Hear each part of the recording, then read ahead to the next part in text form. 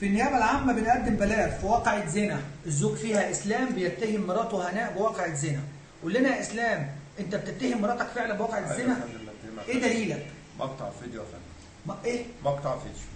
معاك فيديو فيه مراتك وهي في واقعة زنا؟ أيوة يا فندم معايا. مقطع الفيديو ده مدته قد إيه؟ 43 دقيقة يا فندم. 43 دقيقة؟ 43 دقيقة. أنت متأكد إن الفيديو دي مراتك؟ متأكد يا فندم. أيوة. مراتك في الفيديو ده يا إسلام؟ مراتي. الكلام ده على بصوت دي أعراض ناس. مراتي يا فندم.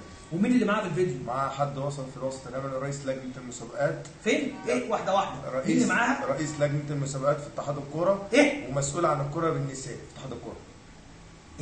انت عارف يا ابني معنى اللي انت بتقوله ده ايه؟ عارف يا فندم. يعني الراجل اللي موجود مع مراتك دوت في الفيديو ده انت عارفه؟ ايوه يا فندم متأكد. رئيس لجنة المسابقات.